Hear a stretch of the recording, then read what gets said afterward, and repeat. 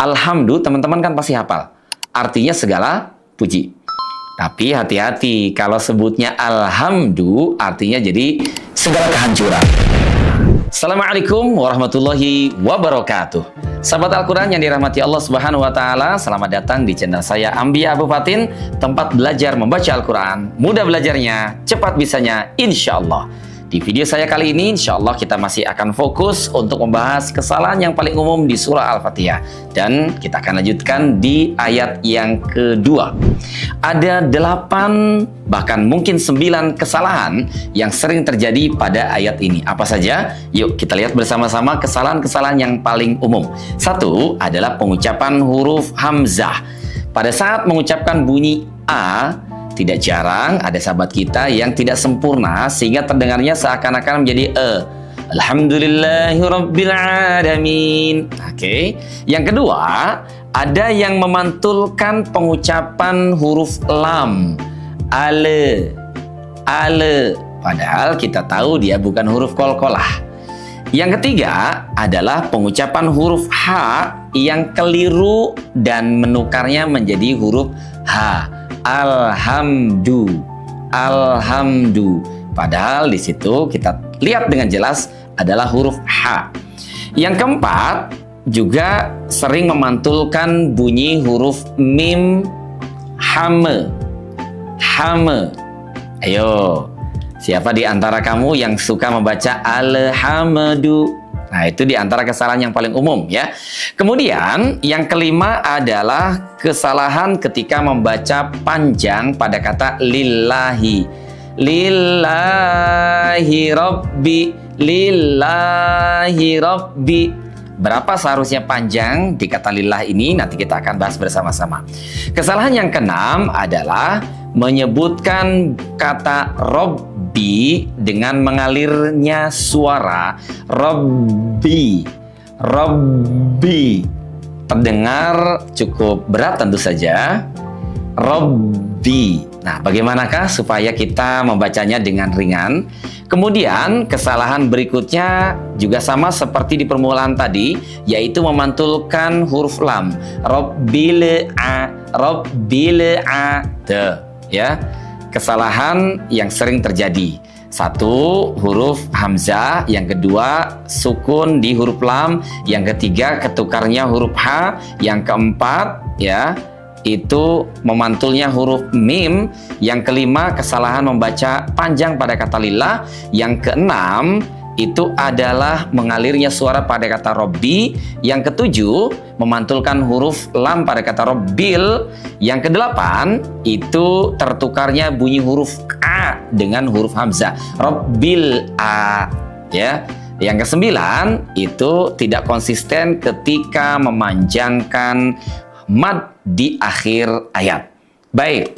Sahabat Al-Quran yang dirahmati Allah SWT, kita bahas satu persatu kesalahan-kesalahan yang tadi kita sebutkan di ayat kedua surat Al-Fatihah.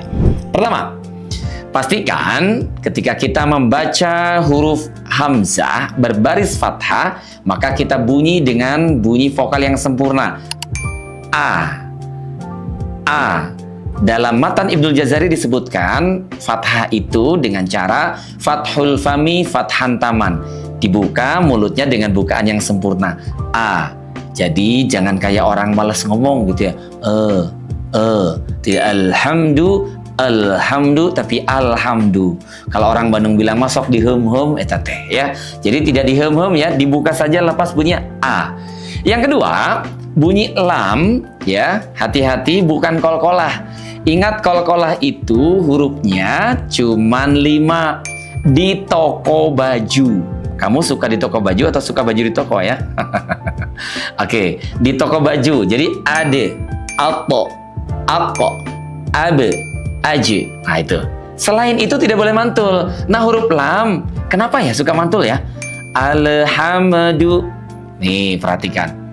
Huruf lam kita kalau memantul itu biasanya terjadi karena makhrajnya sudah lepas dari tempatnya, oke, sebelum huruf berikutnya diucapkan. Baik, saya kasih ilustrasi.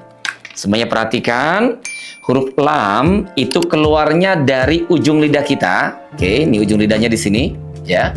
Disentuhkan dengan langit-langit. Al. Oke, al. Al.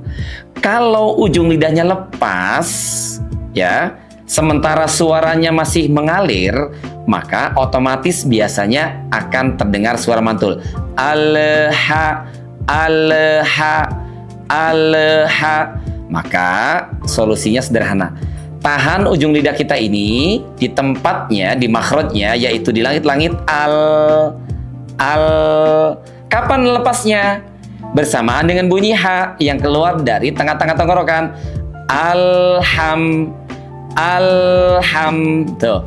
Kali lagi, kalau ujung lidah kita ini lepas duluan sementara suaranya masih mengalir, pasti itu mah akan ada suara memantul. Alhamdu. Maka yuk tahan. Alhamdu. Alhamdu. Demikian juga tentu untuk huruf mim ya. Jadi huruf mimnya itu ditahan posisi bibirnya. Ham. Ham. Jangan dilepas dulu sebelum bunyi du-nya keluar. Kalau dilepas hame. Tuh, jadi otomatis me-nya tuh. Hamedu. Jangan dulu, tahan posisinya hamdu. Baik. Alhamdu. Tuh. Berikutnya, itu sekaligus ya membahas kesalahan yang kedua dan juga yang keempat tadi. Kesalahan yang ketiga adalah bunyi ha yang tertukar dengan huruf H. Ayo, siapa yang masih suka bilang hak besar, hak kecil? Masih ingat nggak? Kalau hak besar itu kan begini nih. Nih, saya tuliskan di sini ya. Nah, itu hak besar tuh ya. Kalau hak kecilnya gimana? Nah, hak kecilnya pasti lebih kecil ukurannya. Bukan. Biasanya kita menyebut hak besar dan hak kecil itu ya, itu konotasinya kepada huruf H untuk yang hak besar dan huruf H untuk yang hak kecil. Tapi salah-salah kita menyebutnya, maka boleh jadi akan salah pula pemahamannya. Jadi sekarang jangan bedakan bunyi huruf itu dengan istilah besar dan kecil, tapi bedakan dengan bunyinya. Yang satu H, yang satu H. Nah, di sini kesalahan yang ketiga itu adalah H, bunyinya menjadi H. Terus apa sih impact-nya kalau kita salah sebut ya? Alhamdulillah, teman-teman kan pasti hafal. Artinya segala puji. Tapi hati-hati, kalau sebutnya alhamdu artinya jadi segala kehancuran. Nah, jauh banget ya. Maka dari sekarang perhatikan bunyinya alhamdu. Ha. Ha. Keluar dari tengah-tengah tenggorokan. Alhamdu. Baik. Berikutnya kesalahan yang kelima adalah lillahi. Lillahi, sahabat Al-Quran, itu panjangnya 2 harokat saja. Lillahi. Lillahi. Oke, jadi cara membacanya cukup dengan mengayunkan suara kita dengan seirama senada ini, membuka jari kita dan juga menutupnya kembali. Lillahi, jangan sampai kepanjangan. Lillahi, enggak, cukup lillahi. Baik, kita ulang dari yang pertama. Alhamdulillahi. Baik, berikutnya perhatikan kesalahan yang keenam pada kata Robbi. Ada yang membacanya seperti ini. Robbil a. Huruf ba itu punya sifat syiddah ya sahabat Al-Quran. Huruf ba itu tidak dibaca dengan suara mengalir. Artinya tidak dipaksakan Robbi. Dia mengalir ya, oke. Pada sebagian yang kita dapatkan dari guru-guru kita, Robbi, tapi tidak sepenuhnya mengalir. Tidak Robbi, tidak juga Robbi, tapi Robbil a. Oke, Robbil a. Robbil a. Baik. Termasuk di kesalahan yang ketujuh adalah huruf lam bertanda sukun ya. Jangan sampai mantul tuh, sudah dibahas di kesalahan yang kedua ya. Tidak Robbil, tapi Robbil a. Robbil a. Oke, yang ke-8 bunyi a-nya jangan ketukar dengan huruf hamzah ya. Tidak Robbil a. Robbil a. Kalau a keluarnya dari tenggorokan bawah. Tapi kalau huruf a itu dari tengah-tengah tenggorokan. A. Robbil a. Oke. Dan yang terakhir yaitu di ujung ayat ada bacaan panjang. Mina. Berapa panjangnya? Mina. Itu ada 3 kemungkinan dan 3 pilihan. Ya, yang pertama boleh dibaca 2 harokat karena memang di sana ada mad atau tanda panjang, yaitu huruf ya bertanda sukun. Min, boleh juga tuh. Rabbil alamin. Boleh 2 harokat, boleh juga 4 harokat. Rabbil alamin. Atau boleh juga 6 harokat. Rabbil alamin. Baik, saya contohkan secara utuh ya. Surat Al-Fatihah ayat yang kedua. Dengarkan dan ikuti.